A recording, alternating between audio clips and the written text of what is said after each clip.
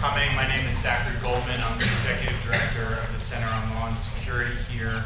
And on behalf of the Faculty Director, Professor Sam Raskoff, I want to thank you for coming to what should be a really extraordinary evening. Our program tonight will focus on the way in which legal advice is provided to the executive branch about a wide range of national security matters and from a global perspective. And this evening's event is really in many ways the culmination of much of the Center's work over the last semester, which is concentrated on issues like global national security law and the intersection of law and strategy. And we look forward to continuing this sort of work in the spring, tackling issues like the way in which the U.S. government should handle the rise of Islamist political parties in the Middle East, and on the role of counterterrorism in American grand strategy, and other similar events. But tonight, our attention is really focused on our extraordinary panel.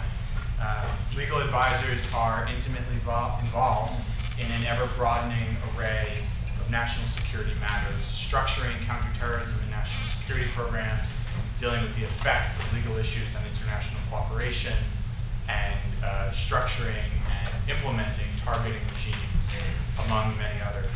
And our guest this evening in many ways pioneered thinking about these issues and about the unique pressures and challenges involved in providing legal advice to policymakers and politicians on what is often some of the most sensitive issues on the agenda of governments.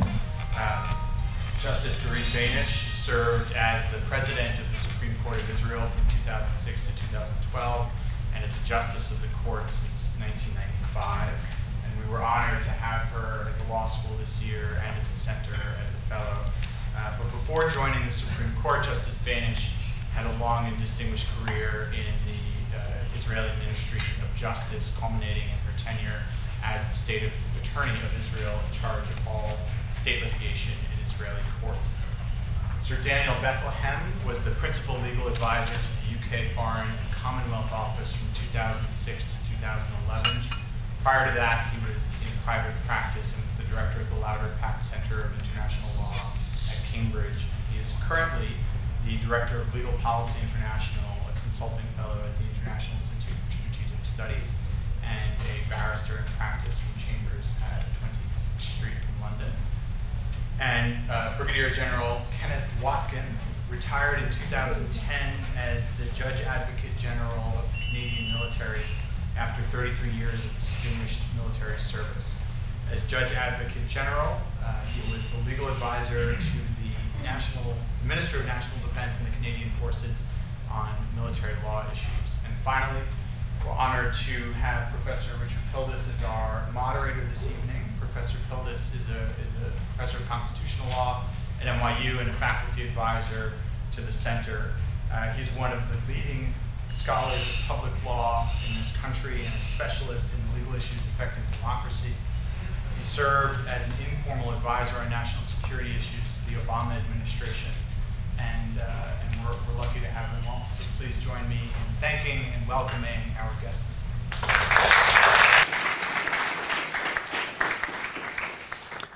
Thanks very much to Zach. This is Zach's first year as the executive director of the Center on Law and Security at NYU. And so I want to particularly extend my appreciation for the phenomenal job he's done so far in the role, including putting together this event. As I hope you know or learned from Zach's description, we have with us three of the most significant and intellectually respected lawyers in the world regarding national security issues, both in terms of how the military addresses these issues, how governments address these issues, how courts address these issues, and I'm very much looking forward to the discussion. We're going to have each speaker give some opening remarks for a few minutes, then we'll open it for some discussion, which I will moderate, and then we'll have some time at the end for questions from the audience. Justice Beinisch, if you want to open up with some remarks, we'd be very happy to hear from you initially. Thank you, and thank you, Zach, for the introduction. I don't feel a guest anymore, really. we now finished the semester, and I can welcome the guests, and I feel very good at that. Well, I think we are going to, the topic that we are going to discuss brings, personally, me years ago, because since I had this role of a legal advisor, state attorney, many years past, and at the time, I saw things from that side, and on the other hand, I've been also in the court, and I think we could compare how things look when you're in the executive part of the administration and how and what you expect when you're seeing the legal advisor or the attorney general when you're on the bench in the court. I feel that the most important thing that I would like us to come to kind of agreement is, at the end, what is really the role of a legal advisor for, you call it here the administration, we call it the government. What is the role of the legal advisor? We in Israel developed, we have, I can say it's a constitutional tradition, the role of an independent attorney general, and all the legal advisors that professionally are bound by the policy and of the attorney general, actually. And what is very special, I think, and interesting, and very tough, not easy, the attorney general, in our view, is an independent attorney. He is appointed by the political body, by the government, but he, on the legal profession, should be very independent. Now, our starting point is that the administration cannot do anything which it's not authorized by law. So how do they know what to do? That's the role of the Attorney General, of the legal advisor. And I think that's very difficult for always, not only on security matters, because he is not the policy maker.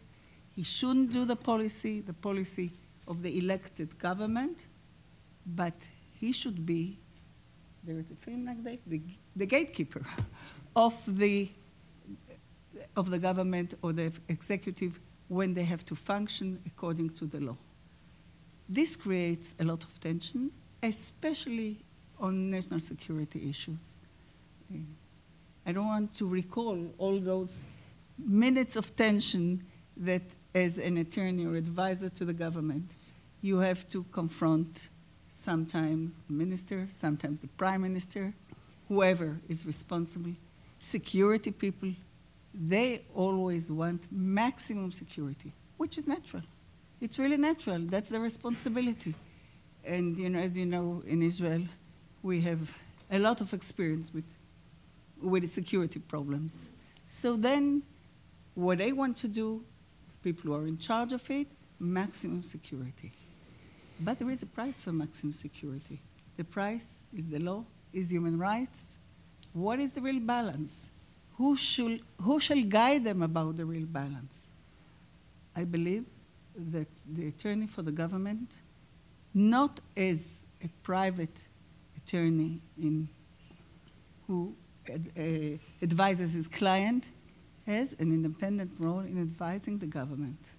What are the limits? What are the constraints that the elected body could and can perform? This is not an easy thing.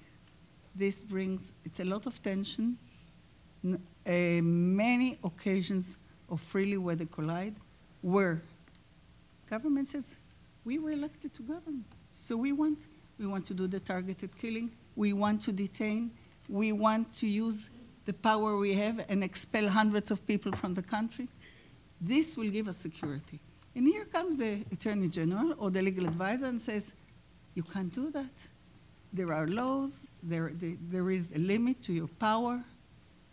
No prime minister, no president wants to see the limit of his power, naturally. And then when you come to the administration and you have to advise them, you become the bad guy. You disturb them. And if we come later, maybe I can give many examples that I experienced it. It was years ago. But in our system, what really gives the power to an attorney, to an advisor to the government, to give the right advice, is the fact that the court is behind him. Because the Israeli Supreme Court would review every move, if they were asked to, if they're approaching by a petition, the court would review decisions of the government, would review the means taken by them. And then the Attorney General, his power comes from that he can say to the government, listen, the court will not accept it. I will not represent you in court because this is not done. Those are very unpleasant discussions with the politicians. But this is part of the role. And as long as the court will not accept just threshold arguments, but go to the heart of the matter and review the decisions, the guidelines as to targeted killing, as to investigations, detentions, then this gives the power to legal advisors to advise the government what is the right thing to do. Of course, without interfering in the policy. And this is every day. It comes, on every matter, really not only on security, but security is the most sensitive thing. Lawyers are not exactly the experts for security, but they are the experts for law and the rule of law. So I think what we'll hear and discuss is what should be the role of a legal advisor in every system. We just discussed in our seminar, and I thought, would we issue the U memo if I had to be the legal advisor for the government? I don't think so, but I'm not sure. This is part of the dilemmas that every legal advisor has to face. So I think just for a start, and if you'll have a provocation, I'll answer. Well, just one quick reaction as we move to Ken for his comments. It's very interesting that you say the power of the legal advisor stems from the fact that the court is in the background. And in the Israeli system, the Israeli courts play so much more pervasive role in overseeing national security policy. They essentially will answer every question that could possibly get raised. And that's very unique. It's certainly very different from the role of the American courts. And so one very interesting question is, what is the power and what is the role of a legal advisor in systems in which the courts are not playing as significant a role as they do in Israel? So maybe that's one thought as we move to Ken for his opening comments. I'd very much like to thank NYU and Sam Raskoff in particular for the invitation to come here. And I'm going to talk about targeting. I don't know if that's the short or the long straw to draw in terms of this discussion, but there's some great stuff coming out of NYU, and just the Living Under Drones paper done with Stanford is a very sort of thoughtful piece on this. What's a Canadian doing talking about targeting? I guess that's the first question, right? My favorite history book is called Canada's Soldiers: The Military History of an Unmilitary People. And in the first chapter, they say the reason why that is because we're blessed, right? We're blessed with geography. What they don't talk about is we're blessed with great neighbors, in part because of our geography. But the reality is we're a nation that's also been formed by war in various forms. And in the last post-Cold War period, whether it's the 1999 bombing in Kosovo or whether it's the 2011 Libya campaign, clearly those are two examples, and involvement by the Canadian forces in a 10-year nasty combat role counterinsurgency in Afghanistan. And that included combat troops, conventional special forces, included a variety of different whole-of-government initiatives, and also included the use of what the military would call kinetic force, including involvement of drones, as I'll talk about in a second, I call the bright, shiny objects of international law in terms of where the discussion is right now. Canada lost 158 soldiers and 4 civilians. And if you're looking at sort of the 2010 statistics, people keep statistics like this. The countries per capita that had the highest casualties were Denmark, Estonia, the UK, Canada, and then the United States. And it was a very politically charged discussion in Canada. I was first the Deputy Judge Advocate Operations at 9/11, later became the Judge Advocate General, and did a variety of legal issues: law of armed conflict, human rights, discipline, intelligence, detainees, litigation, and targeting. Just give an example, the very things that are in the US papers, also other countries deal with. We go to the office every day for you law students, and we would say, it's another day with a law school question. We don't know what the question's going to be. We have the day to answer it, and tomorrow there's going to be another law school question. Just incredibly intense times in terms of dealing with legal issues. As was indicated, I was the Judge Advocate General, which in our system was Attorney General-like, which raises the issues of the independence that I carried in that role. It's different than other countries, which highlights that legal advisors have different roles based upon the constitutional sort of framework. And for instance, I would be the equivalent of the DoD legal counsel, all 5 JAGs, and the legal advisor to the chairman of the joint staff, all in one. Much smaller operation than the U.S. military. But in any event, we had a military justice system that's very much like the American system, but an advocacy role or advising role that isn't too far off what the Israeli military advocate general is, and different than the UK and different than Australia. So it highlights that the legal systems impact the different roles that government lawyers will play.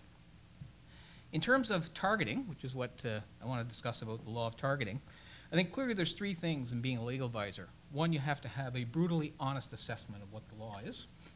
2, you have to be open to other views, particularly when you're dealing in these areas of advancing law.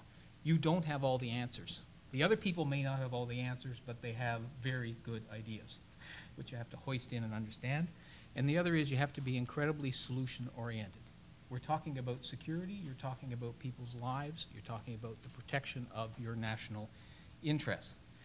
I must say that after 28 years as a lawyer in the military, I was in the infantry before then, 3 decades of legal experience roughly, I am amazed at the certainty with which some comments are made about what the law is governing military operations.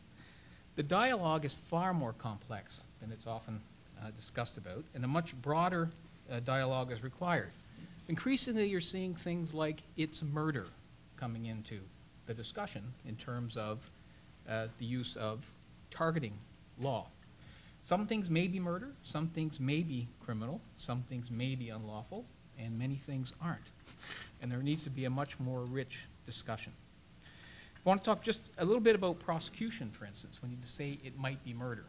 And the discussion on drones, depending upon whether you look at it through a human rights lens, which I'll talk about in a second, or an international humanitarian law lens, it's a deeply different discussion in terms of what the law is. But even if you look at it in the humanitarian law lens of what might be a crime under international law, you've got the criminalization of what really is a medieval moral doctrine, the doctrine of double effect. That's what became the proportionality assessment. You're trying to assess fundamentally difficult issues of, some people have called it apples and oranges. 2 different things, civilian casualties versus military advantage. And the actual crime, if you look at it in the ICC, the standard is not proportionality, it's clearly excessive. Now, if someone can tell me with scientific precision what clearly excessive means in a specific circumstance, in other words, is it 1, 2, 4, 10, 20 civilian casualties? Is it, as the targeted killing case said, potentially up to scores of civilian casualties?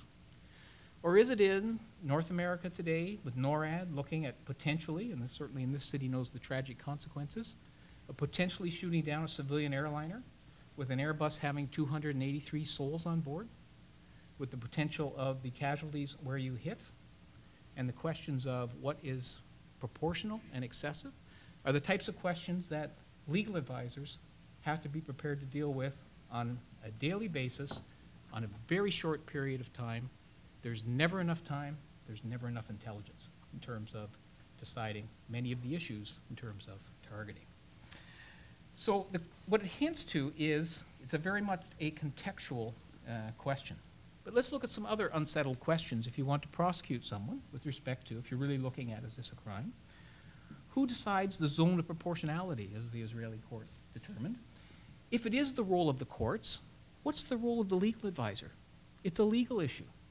So do you go to the military commander, I'll decide that's proportionality if you're the legal advisor? There aren't many military commanders that will defer to the lawyer in terms of making that assessment. It's a challenge in terms of taking the law and operationalizing. What's the standard? Is it beyond a reasonable doubt? Is it a reasonable certainty? Is it a reasonable belief? Is it a preponderance of evidence? So we've criminalized an area of law without having a consensus internationally as to what the legal standards are. It raises some profound questions in terms of whether there can or will be successful prosecutions. When is an investigation required? One of the questions that a commander might ask you if you're a legal advisor, has anyone ever been prosecuted? I think that's a fair question. It's not to avoid liability. It's to try to understand what you're telling them in terms of where the lines are. The question becomes a deep question in terms of the dialogue is out here of murder, and the law itself is incredibly complex and nuanced in terms of how it's operationalized. It isn't that it isn't important to have that hammer, but it's only the beginning of the dialogue in terms of what the law actually means when you're looking at targeting law. So let's look at more general unlawful issues with respect to targeting. I mentioned it already, the bright, shiny object. So right now, drones have caught the attention of the world in terms of targeting law. But drones are a very small part of the use of force by military forces. And it isn't the decisions of senior politicians that are making decisions with many uses of drones and targeting on operations. It's very low level in the military. And so the question becomes, the decisions you make with respect to one capability, what's the expectation that that will apply to the broad range of military operations? In Iraq in 2003, there were, during a 2-day period, in each day, 1,500 to 2,000 aerial delivered attacks, of which only 500 were planned.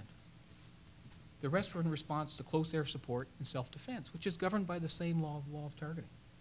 So it's an incredible challenge in terms of taking the focus on a very, sometimes what seems a sterile, focused, concrete environment to make targeting decisions with all the nation's assets with respect to intelligence, and apply that to very junior soldiers who are being asked to make decisions in terms of the use of force. The political doctrine question is another one that comes up from time to time. And the only thing I look at as a military advisor, as a government advisor, would be, is there a difference between the junior soldier who makes a decision to use deadly force against a specific individual and a politician who makes a decision to use deadly force against a specific individual? And is there a difference between deciding a nation will go to war, which is clearly a political decision, and an individual decision to use force? And how do you describe to the soldier? Do you say, no, that's okay, it's a political decision that you decide to pull the trigger? The third one is the nature of the conflicts that we're involved in, and the interlap between human rights law and humanitarian law. And what is the role of human rights in terms of targeting? I'm certainly of the view there are no gaps. There is a overlap of the laws. And one of the challenges is that in counterinsurgency and counterterrorism, which body of law actually applies is very contextual in terms of what you're being asked to do. The military actually deals with this interaction between laws when they call it operational law, which is the amalgam of laws that apply in any particular incident. But the other question, though, is for those advocates that want to apply human rights law to targeting decisions and want to potentially deal with law enforcement, human rights basis, is you have to have a solution. And so for a government lawyer who's listening to criticism of what is being done by governments, and you hear the argument that it's not an armed conflict, the law of armed conflict or humanitarian law does not apply, it's a law enforcement matter, and you have to capture rather than kill, and you don't have the capability to do that in the area from which the armed group is operating, there's no answer. If you can only use force against an immediate threat, and you can't get there to capture them, what is being suggested by advocates of a law enforcement approach? And so that becomes the dialogue. But for government lawyers, they have to find solutions. And so it's important to have the dialogue, it's important to have the criticism, but if the criticism comes with some solutions, it will be hoisted in far easier by the lawyers advising government. At least that's my perspective. And there are issues with the human rights approach, and I would refer you to a case, the German security case, 2006, where the court struggled with the notion of shooting down an aircraft over Germany. And it came out with questions of concerns about collateral damage, concerns of not enough time to decide, concerns about the rights of the passengers, and it fundamentally left it with, you couldn't shoot. That doesn't solve the security problem. And so you're left with that conundrum. If that's going to be the approach that comes from advocates of not using a humanitarian law question, you're still left with this gap. And finally, we have the issue of geography of war, which is the new issue with respect to illegality. And some of the dialogue is not framed in terms of really collateral damage. It's framed in you can't operate in that country that's threatening you. The challenge that becomes is it becomes a form of new ad bellum. It becomes a form of new restricting conflict. So the threat is transnational, but the law says the response can't be. And again, you're left with a conundrum in terms of how you respond if the state within which the armed group is operating is unwilling or unable to deal with the threat that's in their borders. And so in some ways, this sort of modern jus ad bellum thing almost carries with it an ideological underpinning of trying to limit war, in much the same way as the ad bellum does for interstate conflict. The other way, though, that law applies, and I don't think there's enough discussion of, in which government lawyers are intimately involved, is trying to inculcate the normative framework within military and other forces. In other words, not a question of the hammer, if you do this, we will prosecute you. If you do this, this is illegal. But there are positive reasons why you want to do this. It's, first of all, it's the law. It's what your state told you to do, and you're a disciplined armed force. It's how you will succeed operationally, and it's the ethical thing to do. And that requires, at times, in giving legal advice, which is perhaps we can talk more about, is the importance of talking about truth to power in terms of advising decision makers what their options are. Finally, there's the question of accountability and the questions of what types of things will be investigated. And there are many things about the targeting process which would never reach a criminal point but still require accountability. Interaction between actors, and I just want to mention with respect to courts, is generally courts and decisions, the decisions will be as good as the information which the two parties tell them. And if international lawyers can't come to a consensus on some of these fundamental issues, they're making the job for the courts very difficult. The other is the differences among states. So even though Daniel's country and my country share the same monarch, we have vastly different constitutional, historical, and societal approaches to the practice of law. They're simply different, and Daniel and I would agree and disagree on many issues. And finally, it's important to engage with the human rights community. The other piece that's happening with government lawyers is engaging strategically, engaging in things like the DPH study, the Manual on Air and Missile Warfare, the Red Cross Report on Occupation, and most recently the Tallinn Manual on Cyber Warfare. Because in these days, in the gaps where states are not making the law in the sense of treaties, it is this type of soft law where state legal advisors have realized they need to be engaged in order to get state views, I guess, put before the international audience. And finally, as the old Bob Dylan tune goes, these times are changing. And if you aren't open to change, you're of no use to the client you serve. Thanks very much, Ken. Daniel?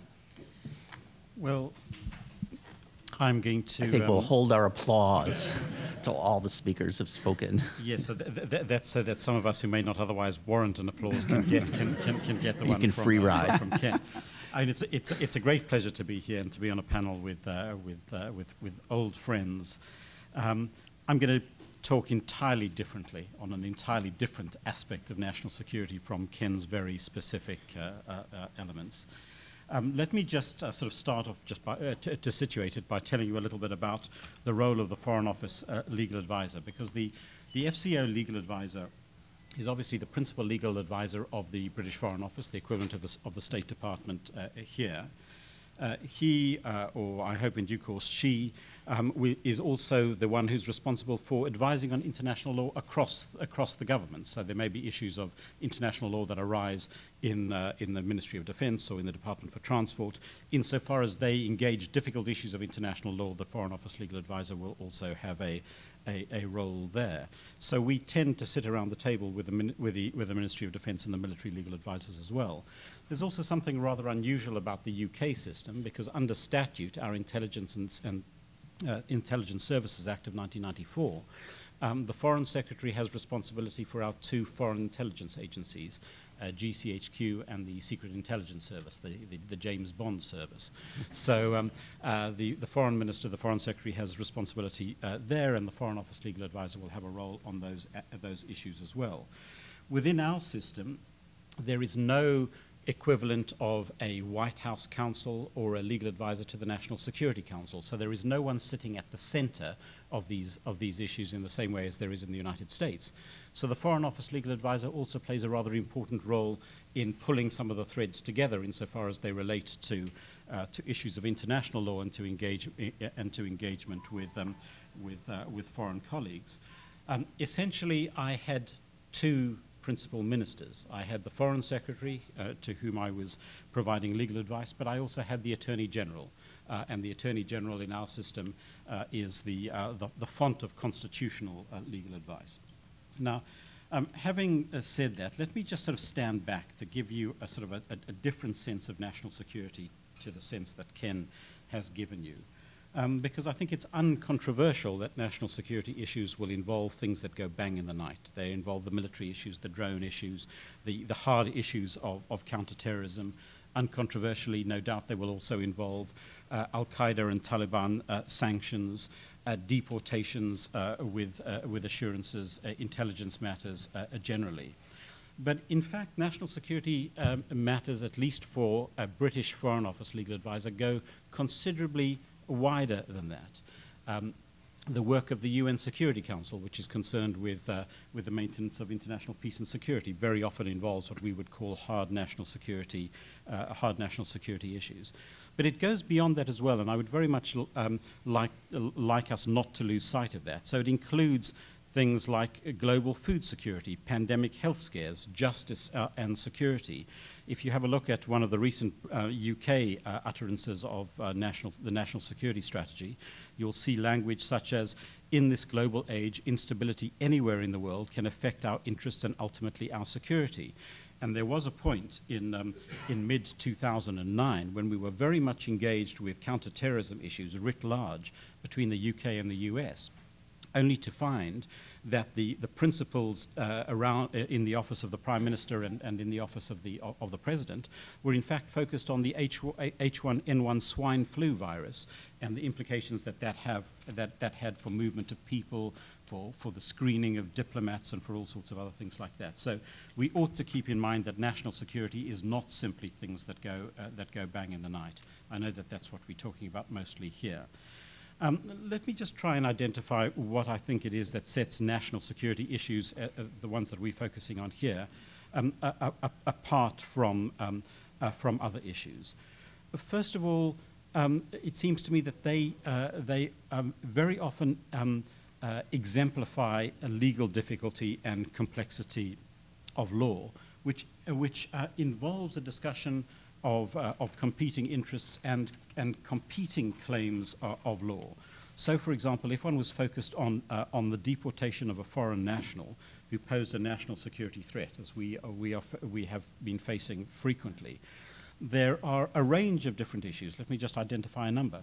First of all, there is no legal obligation to allow a foreign national to remain in one's territory, but there is a legal obligation not to send someone back to mistreatment, to torture, to cruel, inhuman and degrading treatment. There may be difficult factual issues around the question of whether there in fact is a risk of mistreatment, and how does one characterize that risk?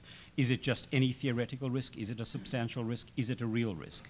What about diplomatic assurances? If we are proposing to deport Abu Qatada from the United Kingdom to Jordan, what is the value of the diplomatic assurances that the Jordanian government might give us?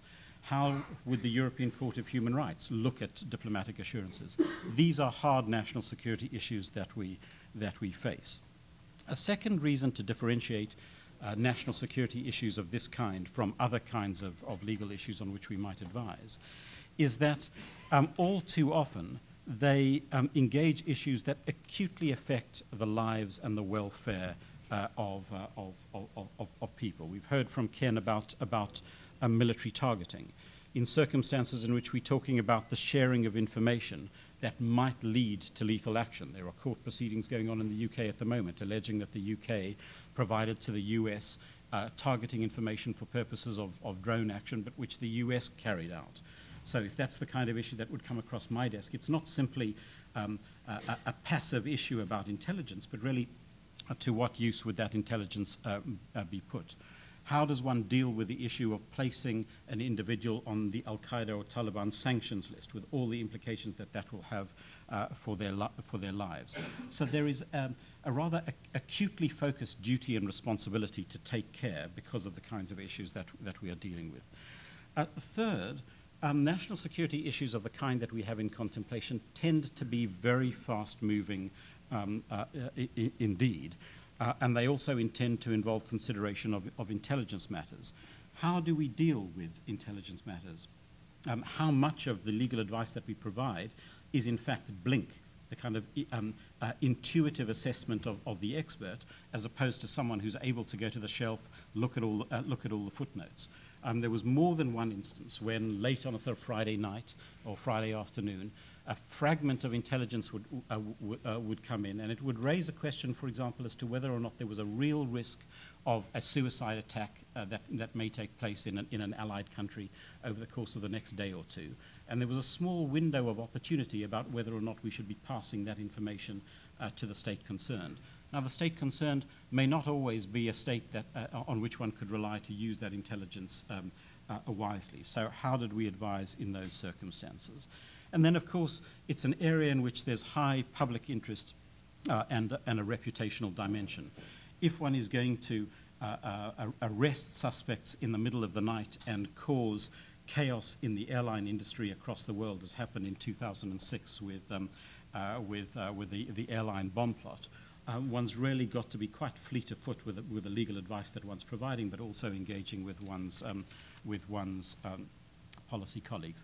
Let me just very briefly identify a number of systemic challenges, and I hope that this will flow into some of the issues, Dorit, that you've raised.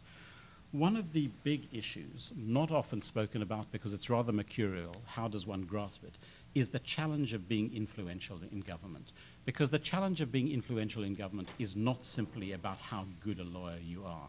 In fact, how good a lawyer you are probably comes somewhere down the pecking order. It's around such things as the trust that you have in the trust that your principal has in you, whether you have access, whether you would be around the table. If you're going to be influential as a lawyer, you have to be around the table when the decision is being made, and that requires some quite interesting personnel management issues. How does one, as a second issue, how does one manage to convey the complexity of the law in a very fast-moving political environment and an environment with an operational dimension? And let me give you two anecdotal for instances. Early on in my period as the Foreign Office legal advisor, I went to Afghanistan and spent some time with our troops down in Kandahar and had a conversation with our Special Forces commander and asked him, what's it like being deployed to Afghanistan and having your operational lawyer deployed alongside you?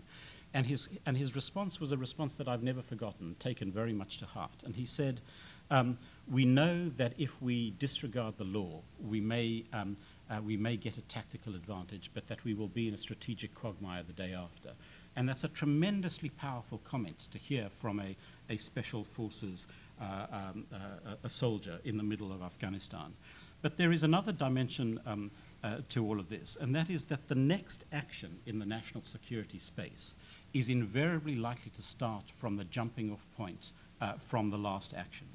So if as a lawyer you are tempted to push the envelope and advise in order to facilitate a particular operation, you know that tomorrow the question that's going to be put to you is going to be starting from the envelope that you've pushed. And essentially the risk that you face then is of an exponential divergence in the law as you are constantly pushed towards the threshold. And finally, let me just emphasize the importance of speaking plainly the issue of independence. I'll say a word in just a moment about what I think that the real responsibilities of the lawyer are and the challenges of the law. But essentially, at bottom, if you're a lawyer in a government, there are many other people with lots of other expertise. The reason why you're around the table is to advise on the law. But there has to come a point when you say to your political principal, just because it's legal doesn't mean it's wise. And there are lots of circumstances in which your advice may be that this is something that is legally available to you, but you, Foreign Secretary, Prime Minister, President, whoever it may be, really need to ask yourself the question as to whether this is wise. There were too many mistakes made in this jurisdiction. For example, the decision not to extend Geneva Convention protections to the Taliban and Al-Qaeda, the decision taken by President Bush in February 2002, which probably was passable as a matter of law, but it certainly wasn't wise. There are lots of other things that we could talk about, and I hope we will do in the conversation. Let me just conclude with two observations. One about the role of legal advisors, and the second about the challenge of addressing eminent judges. On the role of legal advisors is quite varied. I won't go into all of the detail now. One aspect is obviously to provide advice. There is a very big question about when that responsibility to provide advice is something that you can trigger yourself, is proactive rather than reactive. The second one, something that we, certainly in the Foreign Office, but I think all government legal advisors take very much to heart, is being the guardian of the bright lines. There are challenges about deciding what the bright lines are. Prohibition on torture is probably one, but that's a very important issue. And then the last thing is about addressing courts. My view, actually, candidly, is that I think that there are very big problems and challenges about addressing national security issues to a court. The responsibility of the court is to hear and adjudicate on the case before it. The government tends to be focused on strategic issues. There are very great challenges in conveying a nuanced understanding of intelligence and security issues to a bench that may not have that kind of expertise. And third, there are very big challenges in dealing with classified information in the public environment of having to do justice. And I'll stop there. Well, I think you can see just from the little window into the ways in which all three of the people up here think and talk and reason about these issues, why they are the significant figures they are in this area in their countries. And let me just start the discussion with one question. I was actually going to go exactly in the direction of Daniel's last comment, which is to ask, from the perspective of these different systems, what the three of you think about the role the courts have been playing thus far in overseeing national security decisions by the governments of their respective countries. What do you think the role the court should play in this area? What you think that role ought to be? Especially given some of the things that have been identified.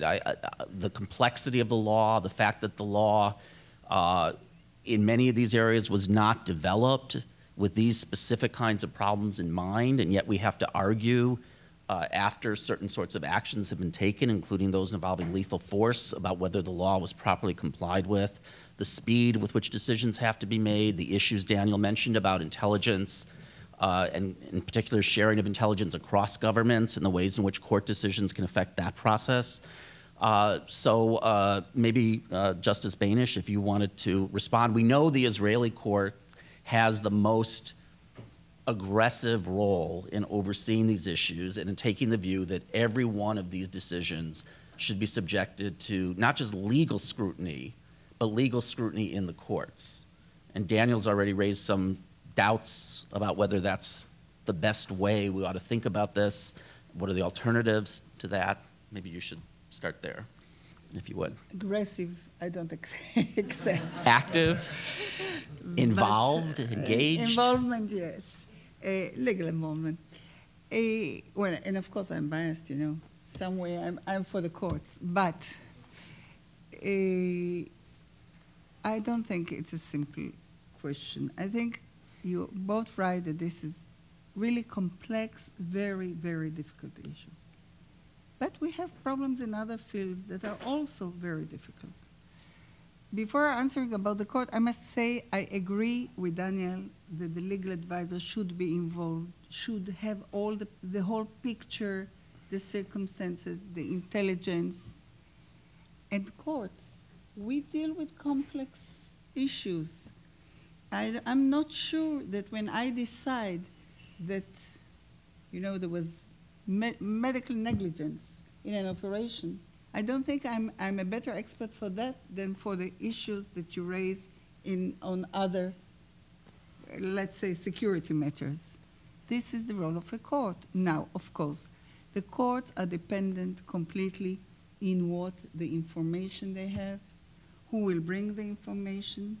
I agree that there is a problem with intelligence, with secret evidence. That's not a simple issue. And the other thing is, I believe that the courts could give the guidelines, the principles, the values, not take the decision, an actual decision, what will be the targeted killing, who will be the one. But we do. It's our role when we're talking about detentions, about review of detentions, about the rights of the people. I agree that it's not only human rights, it's not only humanitarian law, it's not only simple decisions, but there is a kind, and you said that you need, of course, the trust of, and this is true, the people that you're advising them. And you, even if they trust you, you don't always gain this certainty because they have other principles and other responsibilities that they feel that they have to fulfill. Yet, if the legal advisor can do that, so the court could review it. We are talking about the same tools, about legal tools. And I think not everything is for the court to decide. There are political questions, this is true, but this is the easy way out to say, well, that's a political question, we will not interfere. The generals are experts, let them do their work. Those are too serious, it's very serious to leave it only to generals, excuse me. One aspect is the professional, really, opinion. They decide what we really need for security. The responsibility is on the government. The responsibility is on the military. I agree. We don't decide what they have to decide, but we may review it. We may see. And it is also true that there may be different opinions about the legal aspect. It's not science. This is true. But this is what we do every day, on a daily basis, in every issue.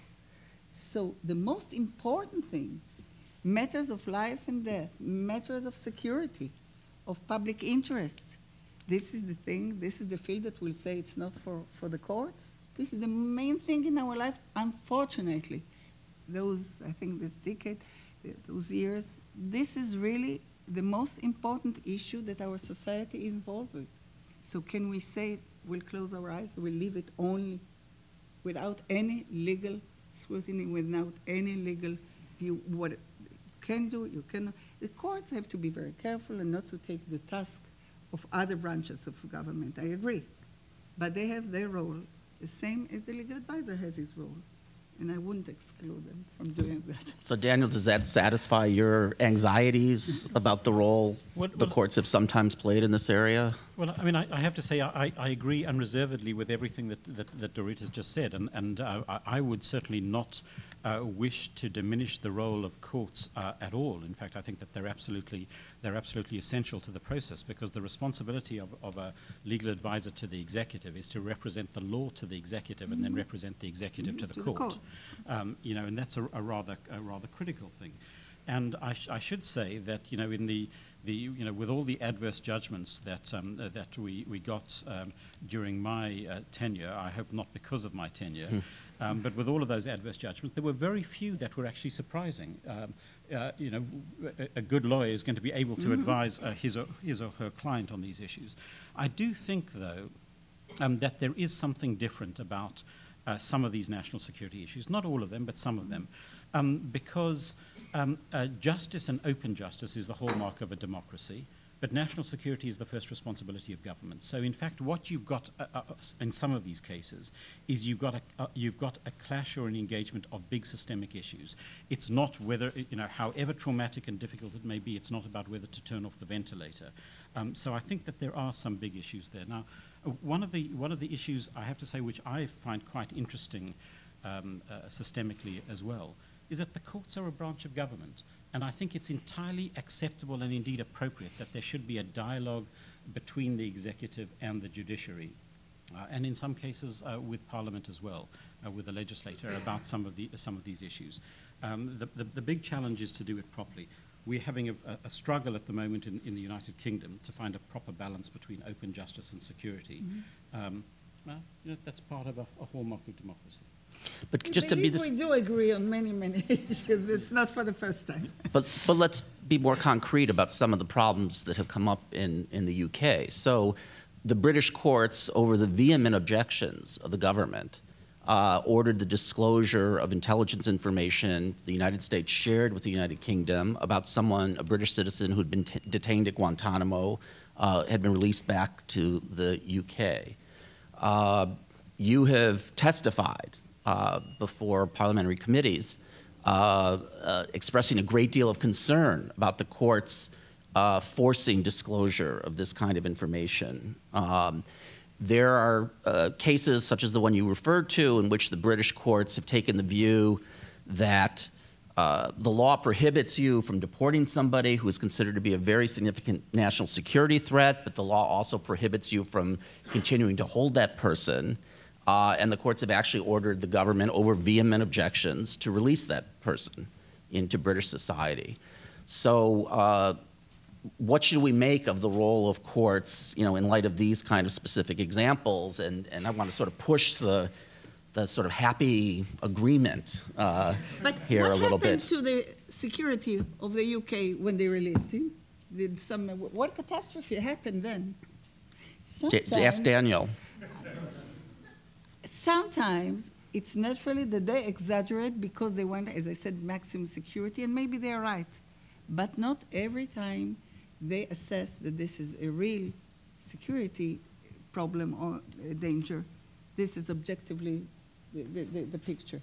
So sometimes you lose and still you win in the long run. And because, as Daniel said, courts are a branch of government. They have the responsibility, of course, to the security of the state and to the public interest. But they're not always scared when you say the word security.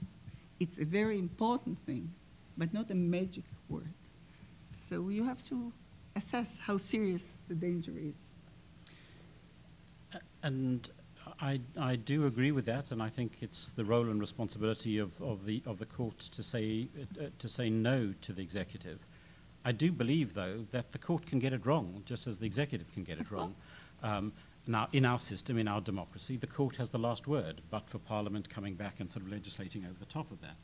I mean, Rick, just to address your reference to the Bin Mohammed case and the disclosure of intelligence information briefly, and also just to clarify that while I, in my evidence on the Justice and Security Bill, made it quite clear that I thought that there was a problem, I was very careful not to say that I thought that what the solution was, for all sorts of reasons to do with my previous role. In the Bin Mohammed case, in which the United States had passed information to the United Kingdom, secret intelligence information, which the court then required should be released. There were some very big questions that ultimately I think were resolved unsatisfactorily. One of the questions was it necessary to disclose the information? Now, when the case was brought, Binyam Mohammed was sitting in Guantanamo Bay. He needed the information for purposes of his military commission's defense. We ensured that that information was provided to Binyam Mohammed's security-cleared lawyers in the US. He was then released as a result of the efforts of the British government and returned to the United Kingdom. And the case then took on a freedom of information dimension.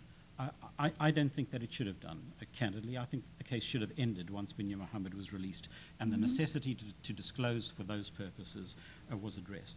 But at the end of the day, I have to say I'm not focused on the rights and wrongs of the particular case. I'm really focused on how do we get the balance right, because I think that these are very, very big issues for our society. And Ken, if I could actually bring you into this discussion and the targeting issue.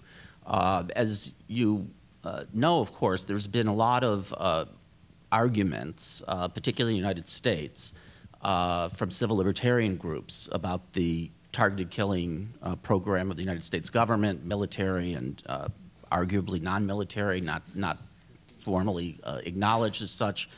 And one of the big concerns or objections is that there has to be accountability of the executive branch to the courts on these kinds of issues. And that accountability can take one of two forms. One is that the procedures and even the names that are actually put on the list ought to be somehow subjected to judicial review. The other approach is that after the fact, if there's been an incident like this, a targeted killing, there should be judicial review to assess whether the law of war or international humanitarian law or human rights principles have been adequately followed. What do you think about that? What do you think about the role of courts as a guarantor of accountability with respect to things like the use of military force in the targeted killing context? Would that be desirable? Would that further constructive dialogue between branches of government, or would that be a deeply troubling development of the judicial role in this area? I think in part it highlights the question of I used the term bright, shiny object. You know, it's the reason why people are considering going to the courts is because they're considering maybe 200 uses of force over a period of a year or 2 years.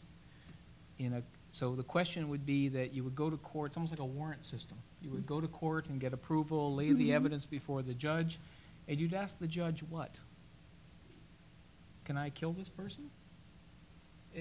So that's fundamentally in terms of the types of things you're asking the court to say. But let's turn that around, which is, what do you do if you're in operations in Afghanistan and you have 100,000 troops operating in the country? You have combat operations going on, and down at the battalion level, whether it's 700 troops, 700 weapon systems who are being asked to use force. Where does this system that is played out with the ability to go to a judge in a domestic system and lay out all the evidence for due process, if that's the law that's required for targeting, how do you take that law and apply it in the midst of a counterinsurgency in terms of and this is the danger I see, and I think the result that you end up with is that type of requirement that comes from the use of drones in a very targeted killing scenario will then be interpreted into a corner.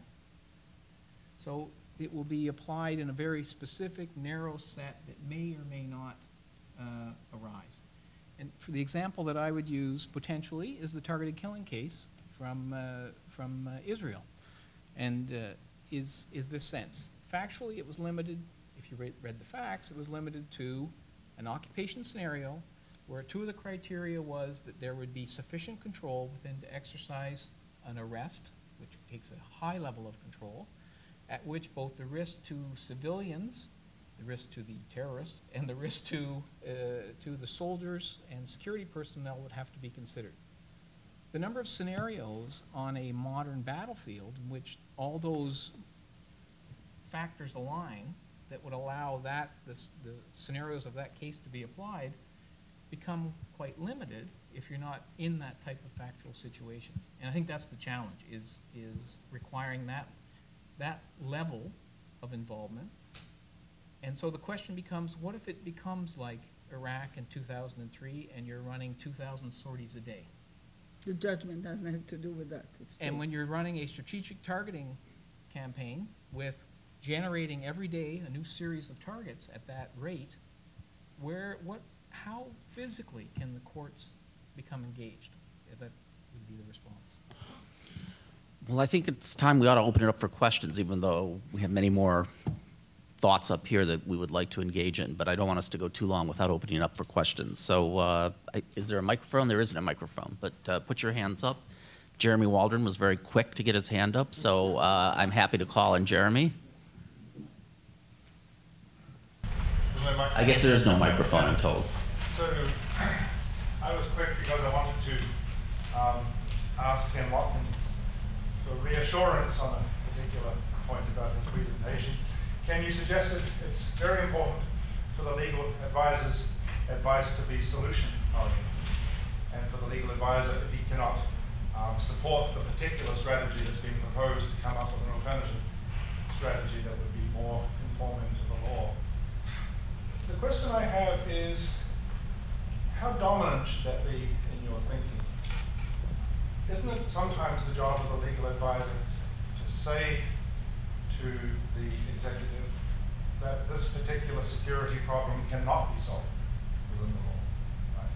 Rather than insisting that if I can't give a solution-oriented account, then I mustn't give any advice at all. I was just worried by the way you phrased it, whether you felt there were any legal absolutes that would sometimes say, no, I'm sorry, you cannot target the civilian head of an insurgency, or you cannot interrogate in a particularly coercive fashion. No, I agree with you absolutely. The legal advice may be, you can't do that. The question then becomes, how can you do what you want to do? In other words, is it the tools you're using that you can't do? What's your alternative? The danger that I see in the context, though, of where the response, and I guess this becomes, there's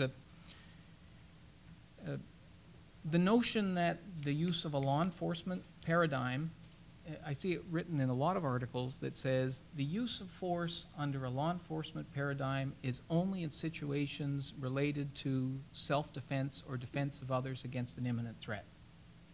But when I think of how law enforcement does its function, even in a domestic context, it has the ability to use force in other, in other circumstances that just isn't restricted to that scenario.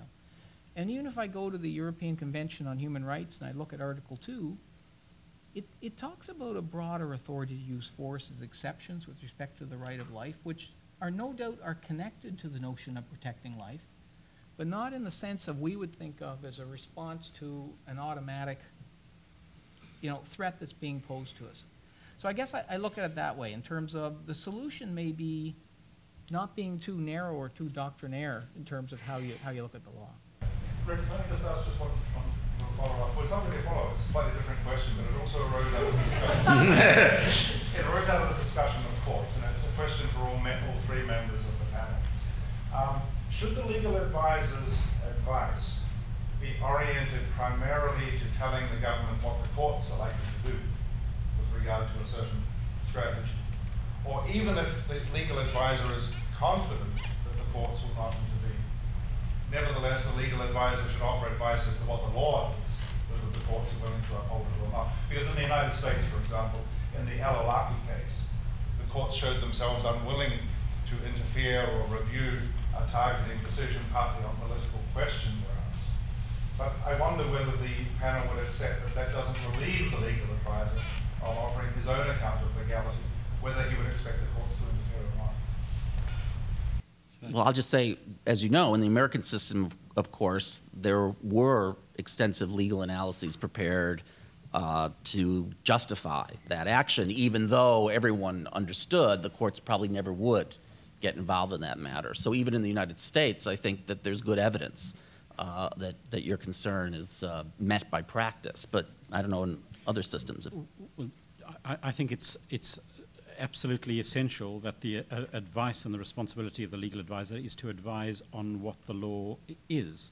As part of that advice, And as part of Ken's observation about being, as it were, policy aware, you ought also to advise about associated risks, including litigation risks. But the mere fact that a matter will not come before the court, or is highly unlikely to come before the court, doesn't absolve you of responsibility to advise rigorously. I think it would have been probably understood to be highly unlikely that the invasion of Iraq in March 2003 would have come before a court that was able to address it, as it were, at that point. That didn't absolve anyone of responsibility for advising on the legal issues as they saw it. Just one final observation sort of on this. There is a real challenge, I think, about the giving of precautionary legal advice, because you may be able to say to your Foreign Secretary, this is where the law stands now, but I can't say to you with any degree of confidence that if the matter goes to court, for all sorts of other reasons, that the law might not evolve to be something else. And I think that there is a big challenge in speeding up the evolution of the law and deciding that your political principle should be subject to what the law ought to be or may be, rather than what the law is. I must say I agree with Daniel, and I think you should advise your government, of course, or your, and without, when I said that the power that the attorney has because he knows that the court might interfere, it doesn't mean that he's dependent completely in the fact that the court will review it. He has his legal opinion. This is his duty to give it to the government.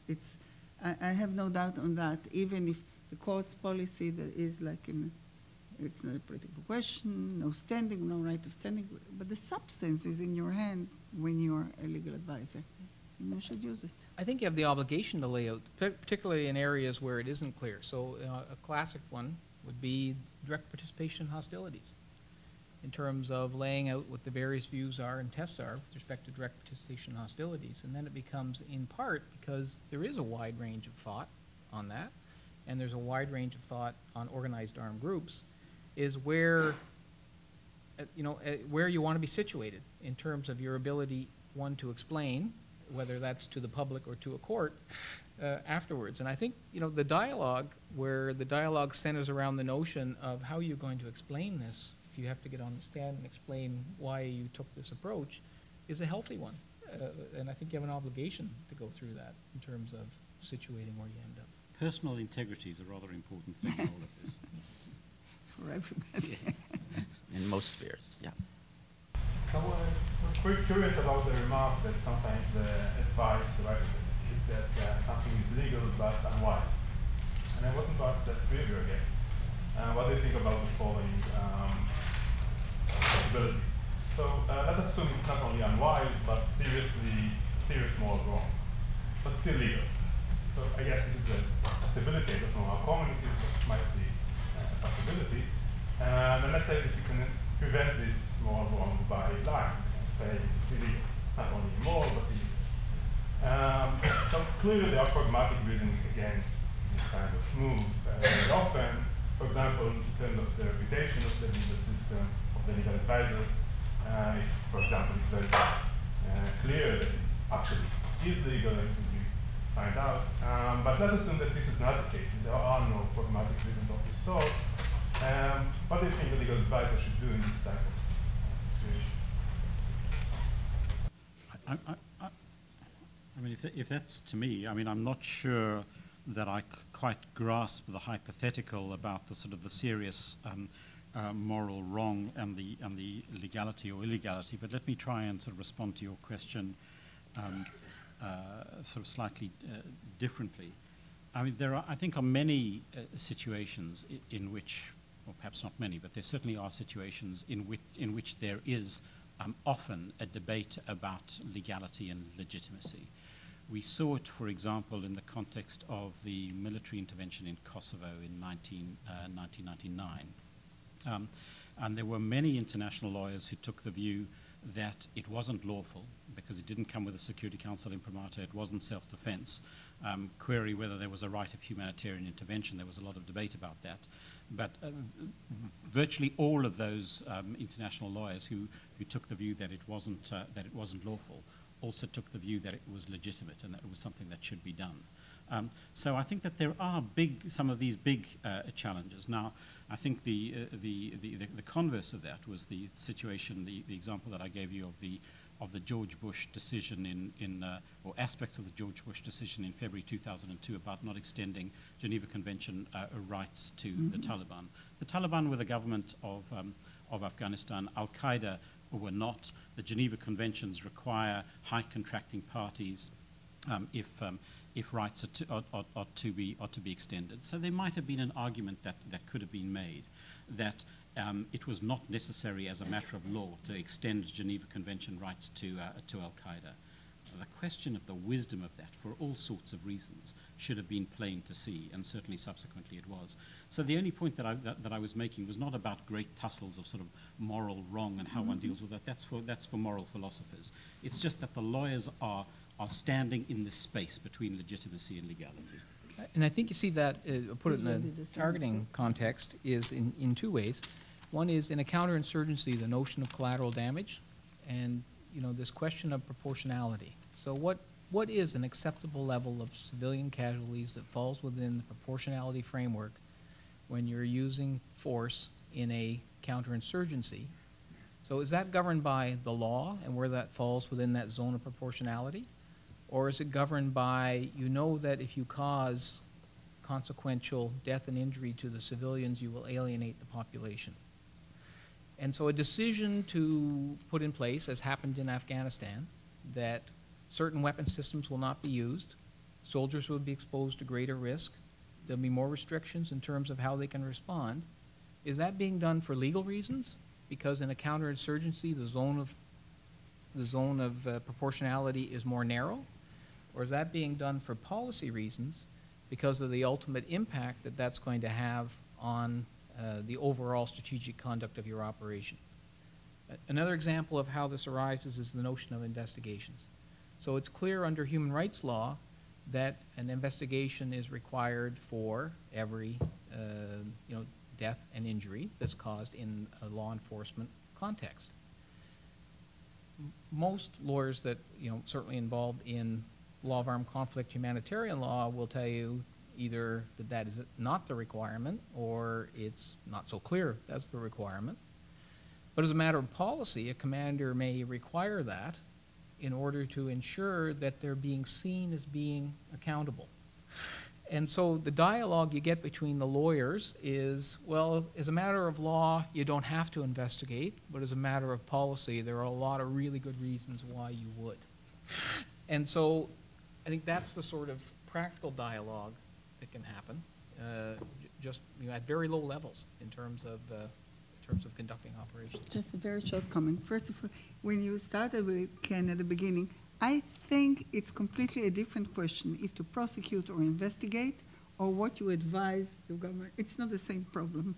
And you have different criteria to see if to. Sometimes you won't prosecute, yet you would advise not to do that to your government. It's two different things. And to Ram, one thing, I think that to define what is legal or legality is a very narrow definition. We know that under the word legality you could do the worst things. So I'm not talking about morals, it's true. In the extreme cases, when you see them, you know that they are not allowed, that they shouldn't be done, in the extreme. And there are some borderlines that you can give this solution or the other. So this is different. But not the narrow thing what is legal. Tomorrow, they can legislate, and everything would be legal. And it happened in history. So it's a very narrow path to say legal. It's in the broad sense of legitimacy. We have time for one more brief question, and Larry Mandelker has had his hand up. So, Larry, brief. I'd like to ask about the implications of giving problem-solving advice. On the one hand, speak truth to power. On the other hand, where your principal says, I have a problem, tell me how to solve it. And the context of it is, how do we define what is permissible in enhanced interrogation as a concrete context? And my first question would be, how do you define enhanced interrogation?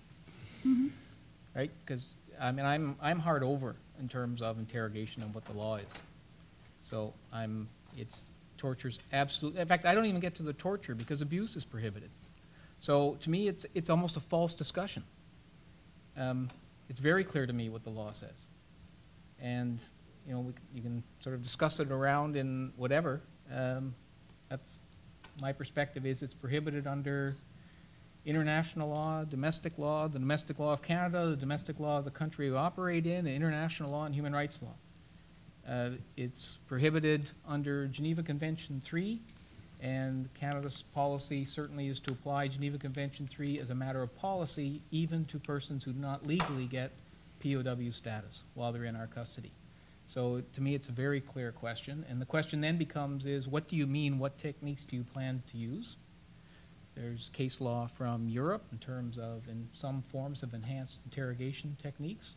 There's certainly case law from Israel with respect to that dialogue, and so the dialogue becomes a very narrow one from my perspective in terms of what's permissible or not. And I guess that's what you get to the solutions part, which is, are there other options that don't go that way? Are there other options that are clearly legal that allow you to get to where you want to be? And one of the first dialogues that I would suggest to have is, what proof do you have that that works? I think we should probably close it up here and thank our panelists for coming here from Canada, from Israel. Thank you.